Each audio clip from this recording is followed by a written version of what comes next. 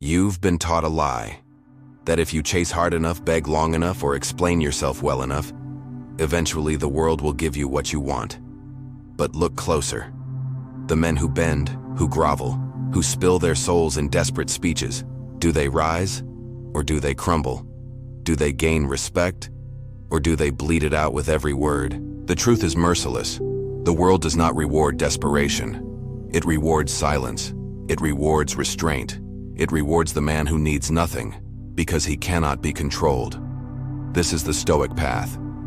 Marcus Aurelius did not chase validation. He ruled himself.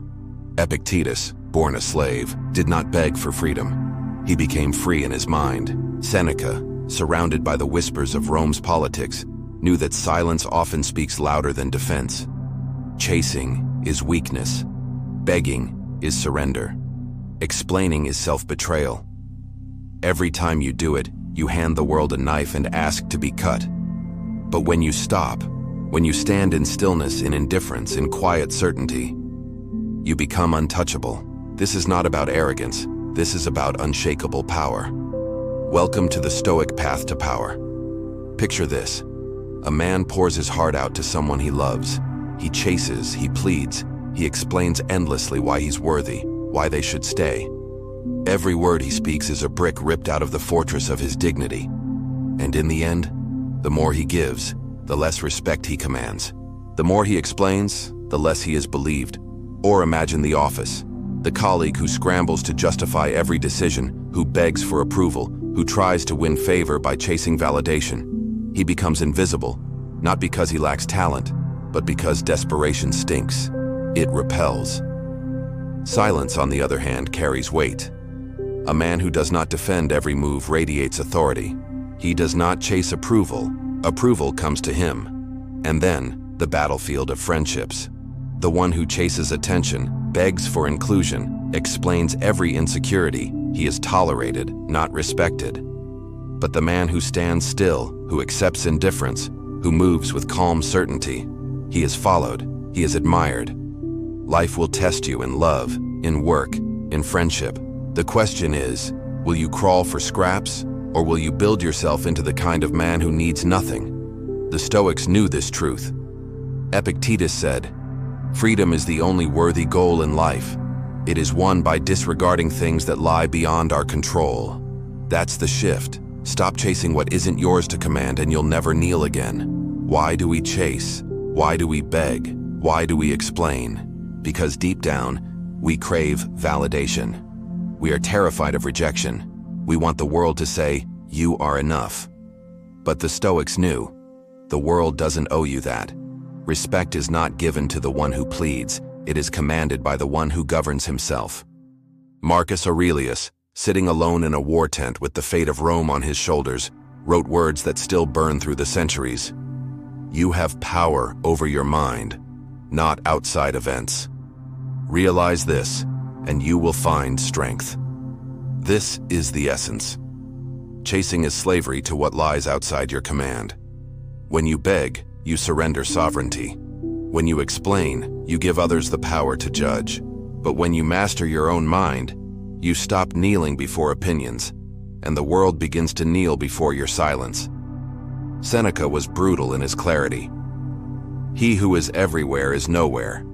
The man who spreads himself thin, begging here, chasing there, explaining everywhere, dissolves into nothing. Strength comes from standing still, rooted like a mountain.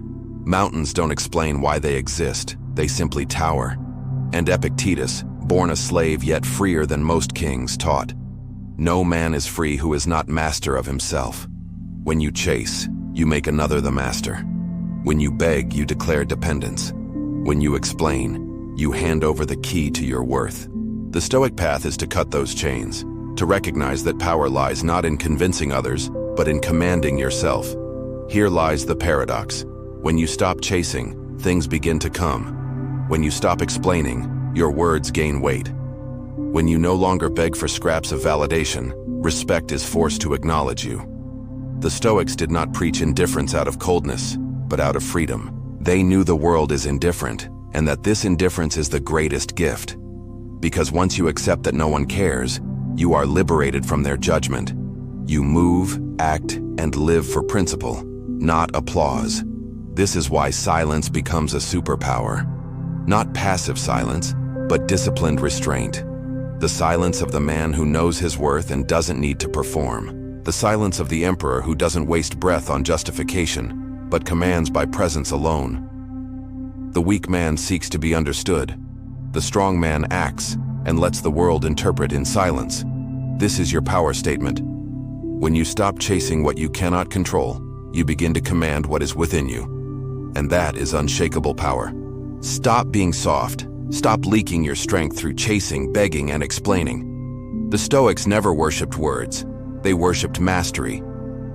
If you want unshakable power, here are 5 ruthless strategies forged straight from their philosophy.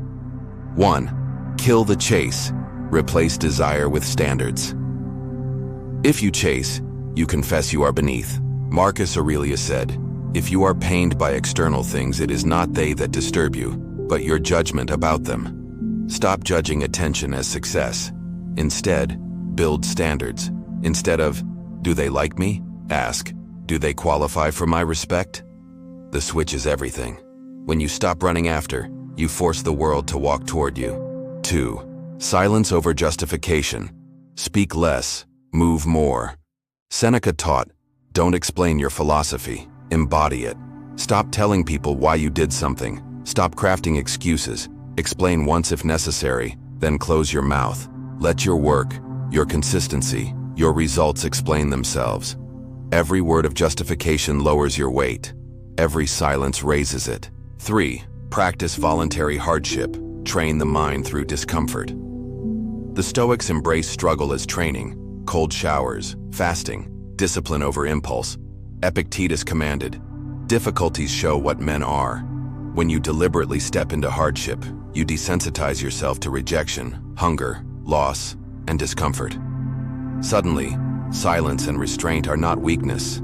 They are practiced dominance. 4. Anchor yourself in mortality. Remember memento mori.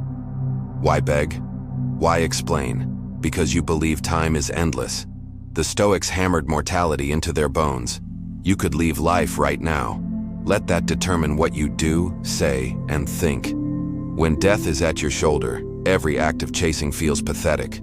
You do not have time to crawl. You only have time to stand tall. 5. Build the empire within. Duty over applause. Stop living for likes, recognition, and approval. Marcus built his empire not on applause, but on principle. Ask yourself daily, am I fulfilling my duty to myself, to my craft, to my purpose? That is the empire no one can take. When your validation is internal, no rejection can fracture you. This is how you stop leaking strength. You set standards instead of chasing. You embody truth instead of explaining. You harden yourself through voluntary pain. You remember death, and you build the empire within. The man who does not chase, beg, or explain cannot be broken. He becomes a fortress of silence, feared and respected by all. You've been told your whole life to chase, to beg, to explain, to soften your edges so you might be accepted, to play small so others feel big. And where has it left you? Exhausted, invisible, hollow. The Stoics whisper across the centuries, stop. Stop giving your power away. Stop trading silence for noise. Stop crawling when you were built to stand upright. Marcus Aurelius ruled the largest empire in the world, and yet he wrote, "Waste no more time arguing what a good man should be. Be one." Seneca warned that life is short, that most of it slips away while we chase shadows. Epictetus reminded us that no one can chain your mind unless you hand them the key. This is your hour to reclaim what you've surrendered. No more chasing validation, no more begging for scraps of attention, no more explaining yourself into weakness. From this moment forward, let your silence be your roar, your discipline be your proof, your presence be your empire. Now, ask yourself, will you keep living like a beggar? Or will you rise like a Stoic, unshakable, untouchable, unbroken? If this message struck you, then it was meant for you. Carry it, live it, and don't let it die here. Subscribe to Timeless Stoic Mind, because this is not entertainment. This is the training ground for those who refuse to kneel, who will forge an inner citadel no chaos can conquer. Stand firm, stay silent, become power.